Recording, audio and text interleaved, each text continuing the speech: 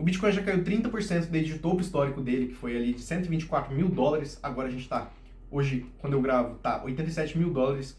E eu vou mostrar aqui para vocês alguns gráficos comparando com o passado, que já aconteceu na nossa história.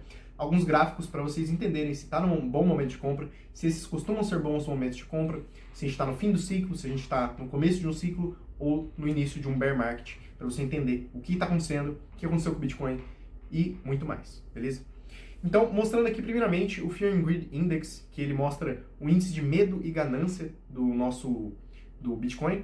Então, se essa pontuação do Fear and Greed Index está muito próxima de 100, a gente está numa ganância extrema. Se a gente está muito próximo de 0, esse indicador, ele mostra que o mercado está com medo extremo. E se a gente pega, desde que esse indicador foi criado, o Fear and Greed Index do Bitcoin, ele está na pior pontuação que ele já chegou na história dele, né? Ele está no medo extremo ali, ele chegou a pontuar 10 agora, quando eu estou gravando aqui. Vou mostrar para vocês aqui na tela, para vocês verem como que esse momento de medo extremo, ele costuma marcar bons momentos de compra. Então, como vocês podem ver aí na tela, se você olhar ali em janeiro de 2025, que tinha sido outro fundo do Bitcoin, esse índice também marcou medo extremo e era um outro bom momento de compra. Se você voltar lá para setembro de 2023, outro bom momento de compra, que o gráfico começou ali a ficar no vermelhinho ali na esquerda. Então, esse gráfico ele é muito interessante para você marcar bons momentos de compra, para comprar ao som dos canhões. Porque se você quer muito comprar um ativo, você já estudou sobre Bitcoin, já leu o padrão Bitcoin, já leu a moeda na era digital do Fernando Urich, você já leu sobre o Bitcoin, o white paper, não sei o que, já entendeu tudo sobre ele, né? Não precisa entender tudo, mas você entende que ele é uma coisa transformacional no mundo financeiro. É interessante você comprar nesses momentos em que todo mundo está querendo se desfazer desse papel, que as pessoas estão fugindo de risco. É muito interessante, como vocês podem ver aí no gráfico, o gráfico fala por si mesmo, é muito interessante. Não só isso, vamos pensar também, se você é um brasileiro, a gente está vivendo um momento muito excêntrico em que o dólar está caindo muito comparado ao real. E o que acontece? Se fosse só isso, estava tranquilo, né? Faria tudo sentido. Mas se você pega o DXY, que é uma métrica que mede o dólar comparado às moedas do mundo, todas, não só o real, o dólar comparado ao DXY, né, que são as outras moedas do mundo, esse DXY, ele parou de cair. Ou seja, até então, o DXY, que mede o dólar comparado às outras moedas do mundo, estava caindo junto com o dólar comparado ao real. Só que esse DXY ele parou de cair, ele se estabilizou, enquanto isso o dólar comparado ao real continuou caindo. Então a gente vê esse descasamento. O real ele se valorizou muito mais contra o dólar do que as outras moedas do mundo. Isso não é uma coisa comum. Se a gente pega o próprio referencial da inflação dessas duas moedas, o real deveria, no longo prazo, e é isso que acontece, ele perde poder de compra mais rápido do que o dólar. Então, é de se esperar que daqui a alguns anos, né, não sei quantos anos, 20, 30 anos, o dólar chega a R$6, R$7, R$8, porque a nossa moeda se desvaloriza mais do que a deles. Então, é de se esperar que isso aconteça. Então, a gente vê esse descasamento em que o real está se valorizando muito contra o dólar por uma longa janela de tempo, é de se estranhar. E isso é um bom momento para você comprar um Bitcoin, que é uma coisa que está cotada em dólar. Então, além dessa queda do Bitcoin de já ter sido 30%, você tem esse outro desconto de que o dólar já caiu 15% em relação ao real. Só nesse ano, se eu não me engano, foram 15% de queda. Então, duas coisas que estão se combinando para um ótimo momento de compra de Bitcoin, pelo menos na minha visão. Aí você estuda, faz a sua análise desses gráficos aqui, que eu vou mostrar mais dois ao longo do vídeo. Então vamos para o próximo gráfico, que é aqui o MVRV, que eu coloquei aqui na tela para vocês. O que é o MVRV? O MVRV ele mostra o valor de mercado atual do Bitcoin comparado ao valor realizado. Ou seja, é o preço médio que as pessoas que detêm Bitcoin, quanto que elas compraram, né, qual foi o preço que elas adquiriram o Bitcoin. Então, para vocês entenderem melhor, hoje, esse gráfico, né, esse MVRV, esse múltiplo, ele está em 1,51.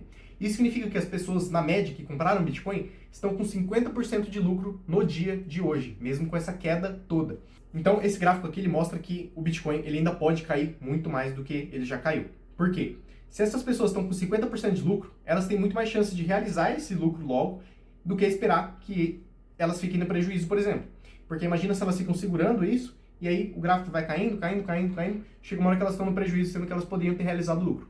Então, esse 1,5 do MVRV não é uau, não é uma métrica uau, assim, de um bom momento de compra, um ótimo momento, mas é sim um bom momento. Por quê? O MVRV ele costuma ficar caro, né? A gente fala que o Bitcoin está caro quando o MVRV está acima de 3, ou seja, as pessoas já mais do que dobraram o investimento delas em Bitcoin, né? Na verdade, elas triplicaram o dinheiro que elas têm em Bitcoin, né? Já fizeram mais de 200%. É quando o MVRV passa de 3, vocês podem ver aí no gráfico os momentos que ela passou de 3, teve momentos até que ela já passou de 4. Então, esse é o momento que o Bitcoin fica caro. Quando que ele fica barato de fato, segundo o MVRV? É quando esse MVRV fica abaixo de 1, certo? Por quê? Se as pessoas que compraram Bitcoin na média estão no prejuízo, quer dizer que elas vão esperar, né? Não vão vender. Pelo menos elas têm essa coisa psicológica de não querer vender no prejuízo. Então, quando o MVRV está abaixo de 1, é certeza de que você está fazendo um momento de compra. Pode ver aqui no gráfico, quando ele estava abaixo de 1 aqui, abaixo dessa linha desse risco que eu coloquei no gráfico, foram os melhores momentos de compra da história assim, do Bitcoin. E, quando ele está entre 1 e 2, é uma região meio neutra ali, mas, como eu risquei no gráfico, costumam ser bons momentos de compra. Afinal, se você compra o Bitcoin, historicamente, se você comprou o Bitcoin, segurou por 4 anos, você vai estar no lucro em algum momento, né? Se passou 4 anos, você vai estar no lucro com certeza. Isso foi o que os dados históricos falaram pra gente, né? Isso, se você pegar a série inteira histórica do Bitcoin, desde 2009, se você comprou, esperou por 4 anos, você esteve no lucro. Então, não é certeza que você vai estar daqui a 4 anos, mas é uma chance considerável se o Bitcoin não morrer, né? E por último, a gente tem um múltiplo de Merrill, que eu acho muito interessante olhar, que é a média móvel de 200 dias do Bitcoin. Então, ela faz uma média de todas aquelas 200 dias de negociação que o Bitcoin teve, faz uma média e vê se o Bitcoin está abaixo ou acima dessa média de 200 dias. Costuma ser um bom indicador também de compra. Quando essa métrica está em 1, quer dizer que esse preço está igual aos 200 dias anteriores. Então, não costuma ser uma métrica muito interessante quando ela está em 1, significa que está, sei lá, na média dela 200 dias, né? Não diz nem para lá nem para cá. Quando que começa a ficar interessante segundo o múltiplo de Merrill? Quando está abaixo de 0,8. Hoje, então, a gente está aqui no 0,79 com o Bitcoin a 87 mil dólares. Então, esse múltiplo diz que começa a ser um bom momento de compra, que o Bitcoin estaria barato, segundo essa métrica. Quando que ele fica caro, segundo essa métrica, é quando ele passa de 2,5 ali, como a gente pode ver nesse gráfico, quando ele passou em alguns momentos de 2, quando ele passa em 2,5, então, é quando ele bate o pico, e geralmente ele dá uma realizada nesse lucro. Então, essas são algumas métricas, você tem que entender quais são os fundamentos do Bitcoin, você tem que entender um pouquinho também de política monetária, para entender que o Banco Central Americano está fazendo um corte de juros agora. O Banco Central Americano também estava fazendo uma coisa que a gente chama de apertamento monetário, que ele não estava jogando muito dinheiro na economia, apesar de eles estarem imprimindo muito dinheiro, eles não estavam jogando isso na economia, né? Não estavam concedendo tanto crédito para as pessoas físicas, para as famílias, que são quem vai de fato utilizar esse dinheiro lá no dia a dia. E o Banco Central Americano, né, o Jeremy Powell, ele já falou que a partir de 1º de dezembro, ali mais ou menos, ele vai parar com isso e vai começar o afrouxamento monetário, que ele vai começar a dar mais liquidez, vai começar a dar mais crédito para os bancos e também vai continuar aquela queda de juros do mercado americano, que a gente sabe que suga muita liquidez. E quando acontece esse afrouxamento monetário nos Estados Unidos, tanto com a queda da taxa de juros quanto com esse afrouxamento monetário de fato, então você tem uma despejada de dinheiro saindo, né, da renda fixa americana. Por quê? Imagina que você tem, hoje em dia, 4,5%, por exemplo, de juros no mercado americano. A renda fixa americana está pagando isso em dólar, 4,5% ao ano.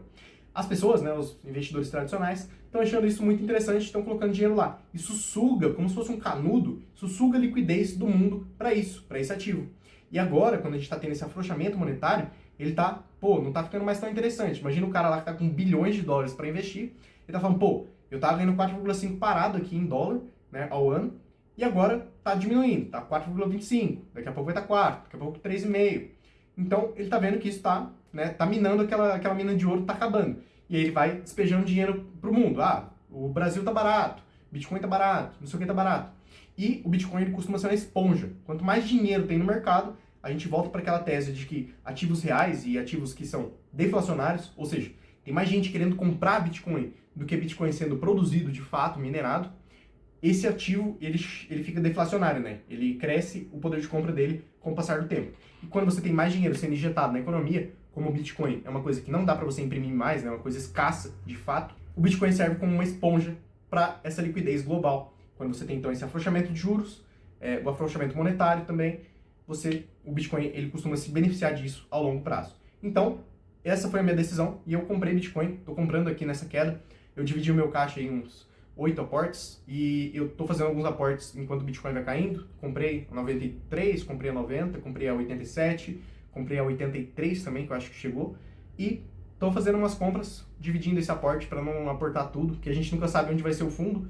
como eu mostrei aqui para vocês, o MVRV diz que ainda tem espaço para cair. E de fato, se você olha o ciclo de 4 anos do Bitcoin, que diz que um ano é um Bitcoin de queda, o outro ano é de lado e os outros 2 anos são de festa.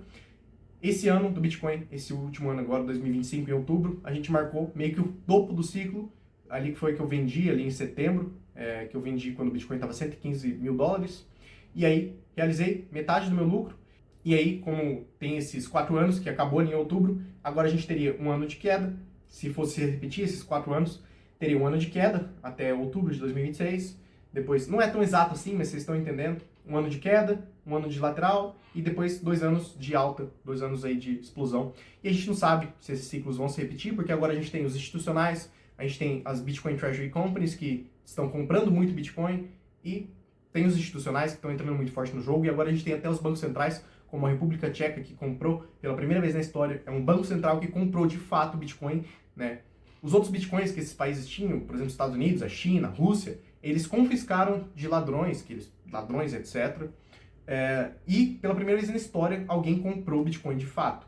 Né? Além de Eldorado, de El Salvador, que é um país bem pequenininho, a República Tcheca já é um país mais considerável, que fez uma compra bem grande de Bitcoin. Então agora a gente tem bancos centrais entrando na corrida do Bitcoin, além das Bitcoin Treasury Companies, além dos investidores institucionais. E é isso, eu comprei. Vamos ver como é que esse investimento se desenrola aí nos próximos anos, porque é assim, você tem que pensar daqui a 3 anos como é que o Bitcoin vai estar, daqui a 4 anos, daqui a 5 anos e daqui a 3 anos a gente vê se foi uma boa compra, se eu comprei no fundo, se eu comprei no topo, se eu comprei no início do bear market, e a gente vai vendo. Mas, de qualquer jeito, eu espero que vocês façam o mesmo, não comprem tudo que vocês têm de caixa nesses 87 mil, vocês não sabem se vão ser o fundo, mas é um bom momento de compra, então você pode começar a ir comprando aos poucos. Se você não tinha nada, pode ser um bom momento para você comprar também.